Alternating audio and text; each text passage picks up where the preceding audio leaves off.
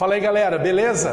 Hoje a gente traz aqui para vocês a segunda parte da potenciação e a gente vai trazer também um pouco sobre radiciação.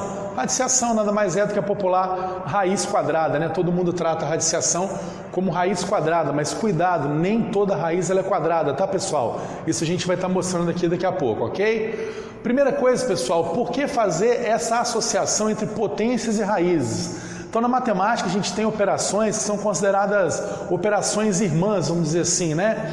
Então, o que acontece? A adição, ela é, vamos dizer assim, companheira da subtração e a multiplicação da divisão. Então, a raiz de 256, ok? Então, aqui nesse caso, eu tenho três maneiras de achar o valor dessa raiz de 256.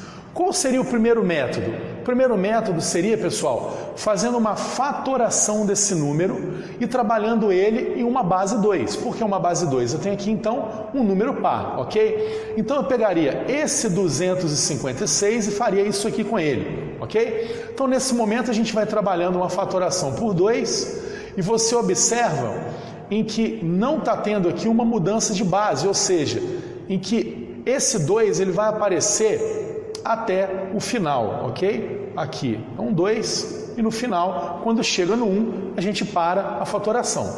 Se a gente for contar aqui agora, eu tenho 8 vezes esse número 2 aparecendo aqui. Então eu vou dizer que 256 é equivalente a 2 elevado a 8. O que acontece, pessoal? Por que o nome da raiz ela é popularmente conhecida como raiz quadrada? Ela é conhecida como raiz quadrada porque aqui existe o número 2, ó. Só que esse número 2 ele não tem a necessidade de aparecer, ok? Então, nesse momento agora, lembra que eu falei com vocês que tinham 3 maneiras para resolver isso aqui? Uma delas é o seguinte, a mais fácil que eu considero. Você repete a base, pega esse expoente aqui, que é o 8, e divide pelo índice da raiz, que é o 2. Então, quando eu tenho 8 sobre 2, isso é igual a 4, e 2 elevado a 4 é igual a 16. Então, esse é o primeiro caminho para se chegar no valor do resultado da raiz ali, que seria o 16. Qual seria o segundo caminho? Eu pego esse 2 elevado a 8 e vou agrupando ele de 2 em 2. Então, eu chego aqui agora e faço da seguinte maneira. Venho aqui e pego esses números aqui de 2 em 2. Ok? Então, nesse caso agora, o que eu faço?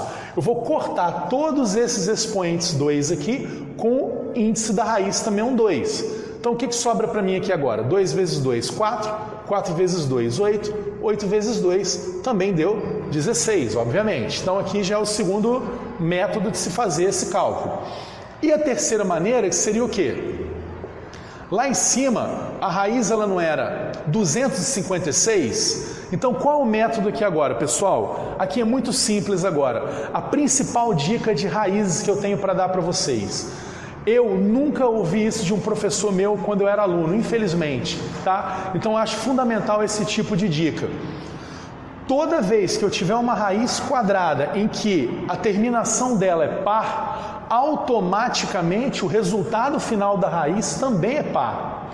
Então, para você que fica chutando aqui um 15, um 17, um 19, você nunca mais vai fazer isso, porque você já sabe que se a raiz é par, a resposta também será par, ok? Qual é a outra dica agora muito importante, pessoal? Posicione o número que você precisa entre 2 números que terminam em 0. Isso vai lhe ajudar bastante. Como assim, professor? Então, o que acontece? É consenso que a raiz de 100 é igual a 10, porque 10 vezes 10 é igual a 100, ok? Da mesma maneira que se 10 vezes 10 é 100, você há de concordar que 20 vezes 20 é 400, ou seja, a raiz que eu procuro, ela está entre 10 e 20, certo? E aí vocês já sabem que tem que ser um número par, ou seja, a gente só teria agora a possibilidade de ser 12, 14, 16 ou 18. Eu só tenho essas 4 possibilidades. Aí agora, pessoal, tenta entender comigo uma coisa. Você vai trabalhar aqui comigo agora o seu raciocínio lógico. Como assim? Se minha última casa é um 6, não é possível que a resposta seja 12, Por quê, pessoal? Vamos efetuar aqui a multiplicação de 12 vezes 12. Só que eu não vou terminar essa conta.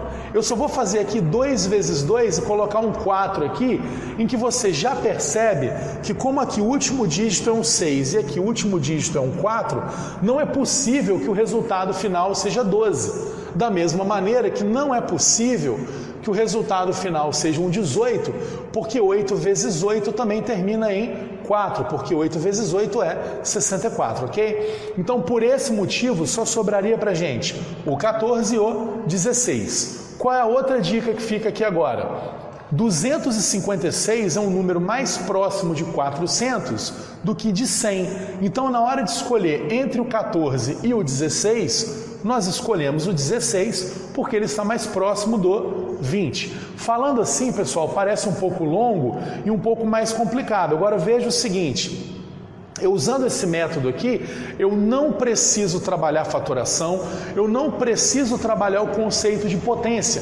Eu consigo, de uma maneira mais ágil, descobrir o valor exato da raiz, ok? Então, o que a gente vai fazer? A gente vai fazer o seguinte, a gente vai trazer no próximo vídeo uma radiciação parte 2, em que a gente vai estar trabalhando outras raízes com números maiores, raízes cúbicas, e aí a gente vai conseguir mostrar nesse vídeo que o método da potenciação é legal, ele ajuda, mas que esse método de encontrar a raiz através de números que terminam em 00 e trabalhando esse conceito do par e do ímpar, fica muito mais fácil do que fazendo a potenciação, ok, pessoal? Espero que vocês tenham gostado, deixe seu like e mais uma vez, sugestões para o nosso canal. Valeu, abraço!